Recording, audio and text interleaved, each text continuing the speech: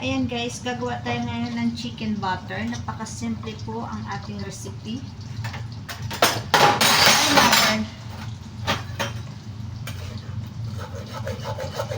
Sandali lang guys. Pause muna natin. Ayan po yung ating chicken breast. Ayan, magluluto tayo ngayon ng ating chicken butter. Ayan guys, minarinate ko lang siya ng ginger, more ginger brush, garlic fresh. Lahat po ay fresh ang nilagay ko. Lemon juice. Ayan. At yung ating masala mix from India ingredients. Ayan yung mga spicy nila. Ayan po.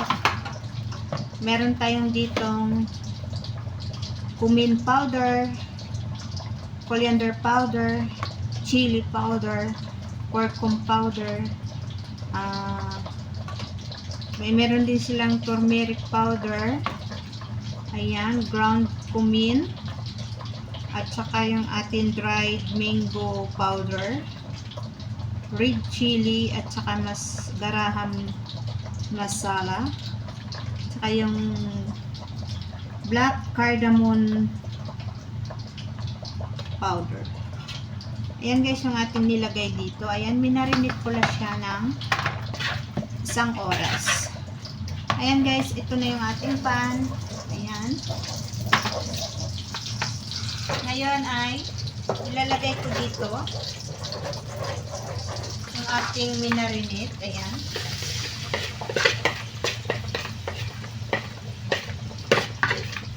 Ayan, ipapan muna natin ang ating chicken.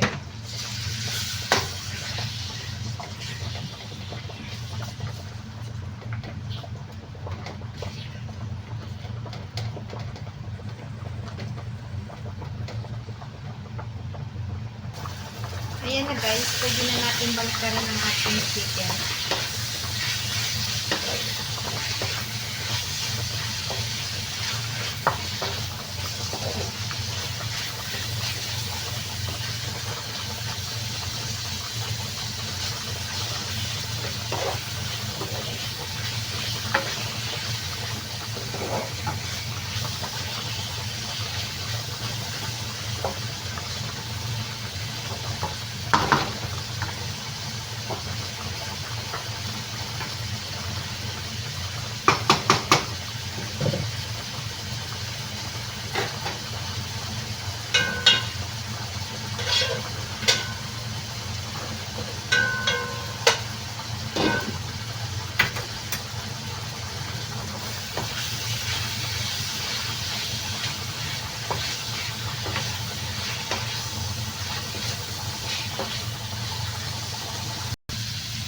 And guys, okay na guys ang ating chicken. Pwede na natin siyang tanggalin.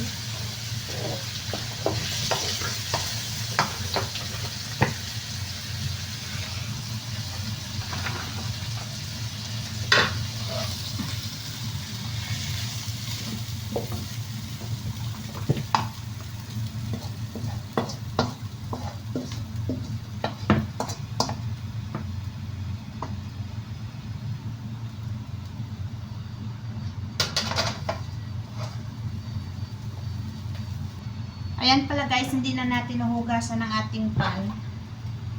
Oh, parang musok na guys. Wait na.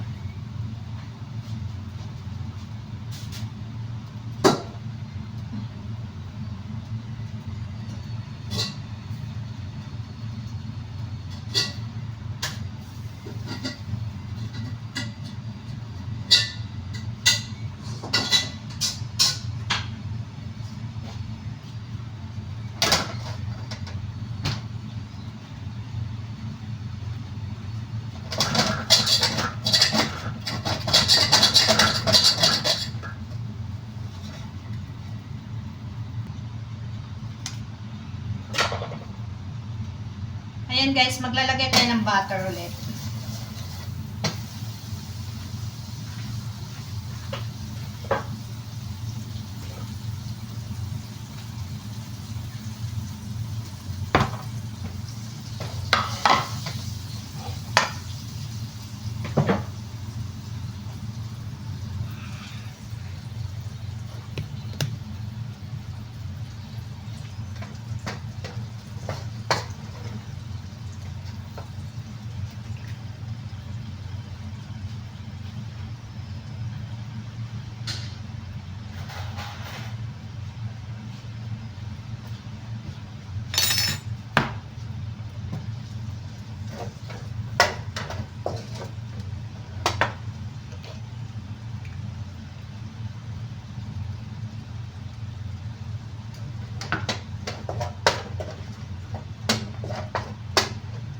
Ayan guys, ilalagay ko na yung ating onions. Ayan.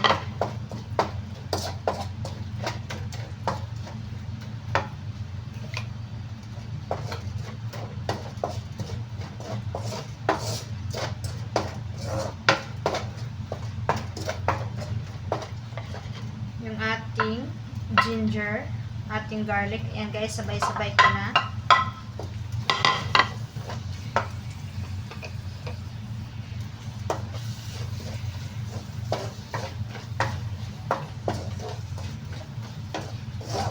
Ayan guys, nagtataka kayo bakit sinabay-sabay ko na kasi igigisa ko lang naman ito para lumabas lang yung aroma ng ating mga spice.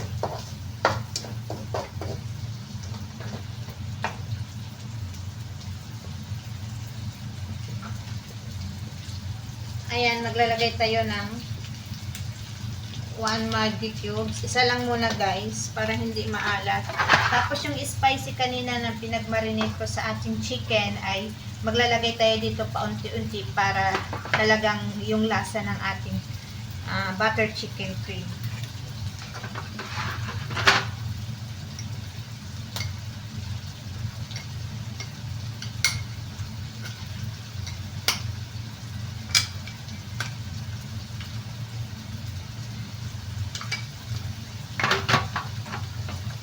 Ayan guys, maglalagay lang tayo ng paunti-unti. Huwag natin damihan kasi yung ating minarinate kanina na chicken ay marami na rin.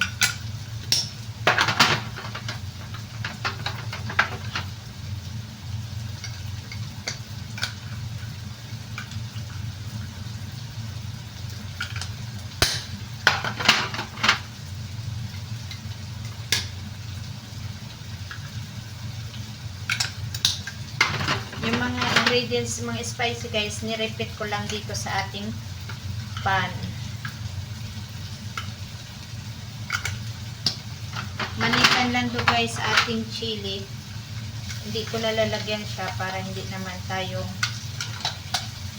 masyadong anghang ang ating ginawang chicken butter.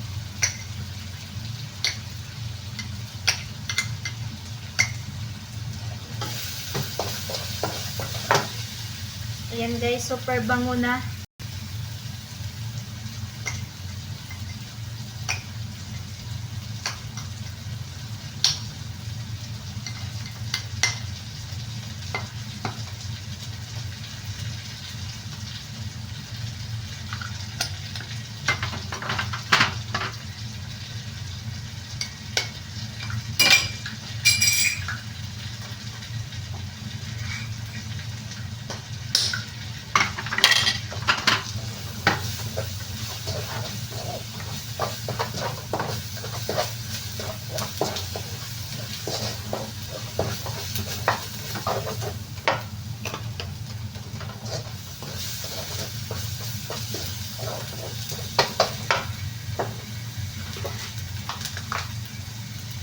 Ayan guys, meron tayong chicken butter cooking sauce. Ito yung ilalagay natin dito guys.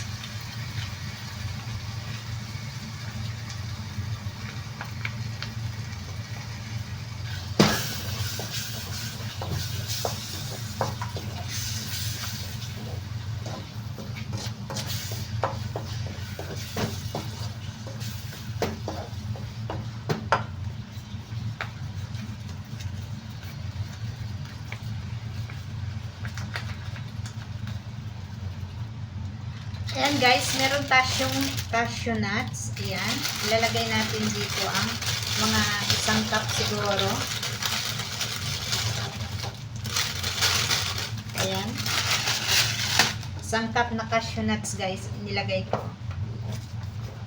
Ayan. Hayaan ko lang siya guys ng mga 5 minutes siguro sa ating apoy. Tapos palamigin natin, saka natin siya i-blender. Ayan guys.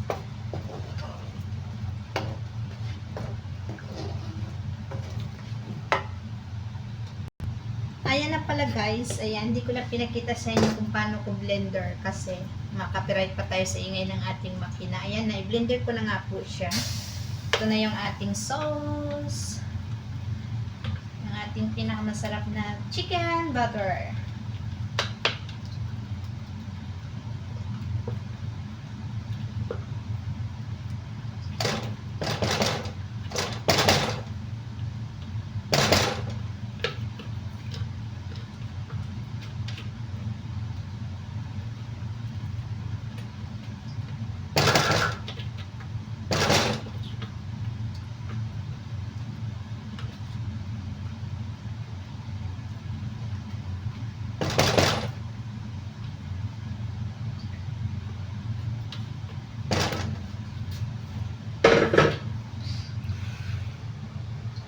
Ayan guys.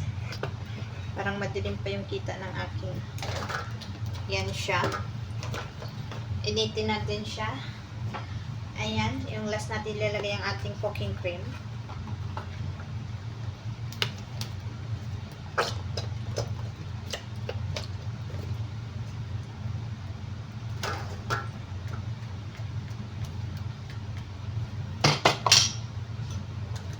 Ayan, i-mix-mix natin habang hindi pa mainit.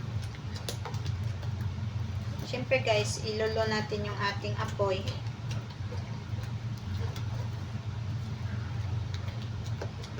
Ayan, mag-additional tayo ng 1/4 na butter.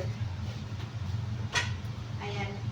Kasi ito guys, 100 grams. Kanina, ginawa ko na yung 50 grams ang iba. Ayan. Konti lang ako guys para syempre yung ating sauce ay hindi magdikit-dikit. Ayan.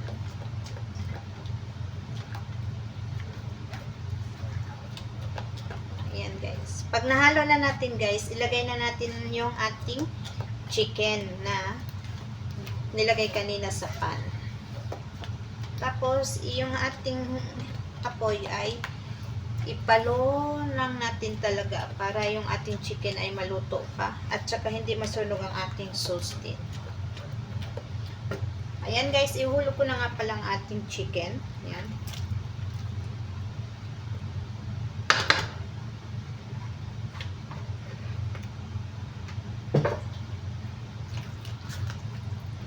Ayan guys.